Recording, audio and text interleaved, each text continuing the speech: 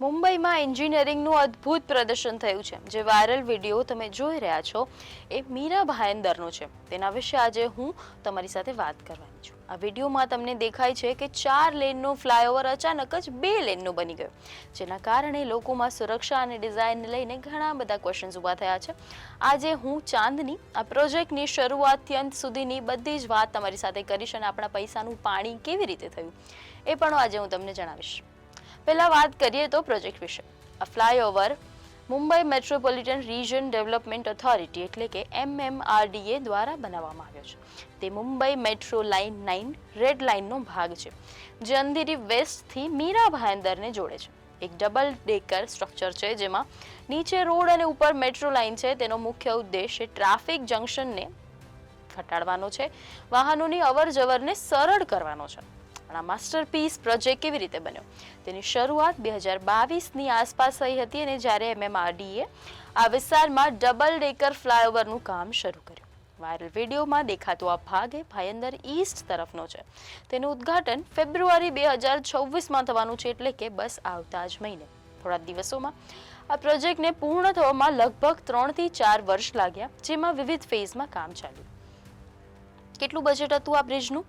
આ controversial bridge બનાવવા માટે અંદાજે 100 કરોડ રૂપિયાનો ખર્ચ થયો છે, જેમાં સમગ્ર મેટ્રો લાઇન 9 પ્રોજેક્ટનું બજેટ અનેક હજાર કરોડોમાં પણ છે. અને આ માસ્ટરપીસ બનાવવા માટે કોન્ટ્રાક્ટર જે કુમાર ઇન્ફ્રા પ્રોજેક્ટ્સ છે, જેને અગાઉ BMC દ્વારા બ્લેકલિસ્ટ કરવામાં આવ્યો. એક સેકન્ડ, બ્લેકલિસ્ટ કરવામાં આવ્યો તો આ પ્રોજેક્ટ કેવી રીતે મળ્યો તેમને? હવે આવીએ વિવાદ ઉપર. આ video first time gems of Mira Bhayandar નામના અકાઉન્ટે પોસ્ટ કર્યો હતો. તેમાં દેખાય છે કે ફ્લાયઓવરની 4 લેન અચાનક જ 2 લેન થઈ જાય છે. લોકોએ તેને ડિઝાઇન ફ્લો કરીને ક્વેશ્ચન કર્યો અને કહ્યું કે આ અકસ્માતોનું ઇન્વિટેશન છે અને ટ્રાફિક ઘટાડવાની બદલે હજુ આ તો વધશે ટ્રાફિક. સોશિયલ મીડિયા પર તેને ફેટલ એન્જિનિયરિંગ મિરાકલ અને માસ્ટરપીસ ઓફ જુગાડ કહેવામાં આવ્યું. રાજકીય વર્તુળમાં પણ ટીકા થઈ, જેમ કે આદિત્ય ઠાકરેએ કહ્યું કે આ બ્રિજ 2047ના 2047 સુધીમાં પૂર્ણ થશે, અને કોંગ્રેસે આ બ્રિજને સેફ નથી તેવું કહ્યું. કેટલાકે તો તેના પાછળ અકસ્માતો જેમ કે સાયરસ મિસ્ત્રીના અકસ્માત સાથે પણ જોડ્યો. હવે MMRDA આ વિવાદ પર શું કહ્યું તે પણ જાણીએ.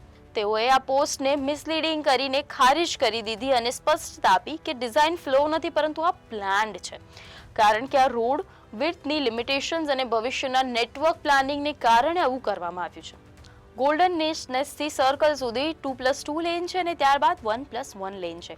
સાથે જ રેમ્પ્સ છે, જે રેલવે ફાટક રોડ તરફ જાય છે. મીરા ભાયંદર વેસ્ટ તરફથી 2 લેન અને તે પ્રોવિઝન રાખવામાં આવી છે, જે વેસ્ટર્ન રેલવેને પાર કરીને એક્સટેન્ડ કરવામાં આવશે, એટલે કે ભવિષ્યમાં ક્યારેક થશે તો.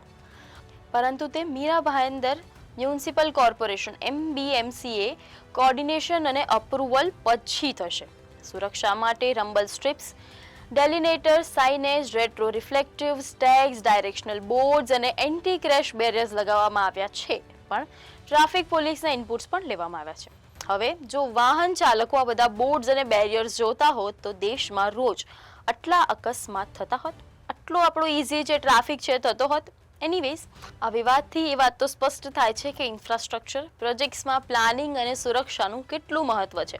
અને જો હવે તમને આ વિડીયો ગમ્યો હોય, ઇન્ફોર્મેટિવ લાગ્યો હોય, તો અમારી ચેનલ મુંબઈ સમાચારને લાઇક, શેર અને સબસ્ક્રાઇબ કરવાનું ભૂલશો નહીં. અને આ પ્લાન વિશે, આ પ્રોજેક્ટ વિશે, આ બ્રિજ વિશે તમારા પણ જે પણ વિચાર હોય અમને કમેન્ટ બોક્સમાં જરૂર જણાવજો.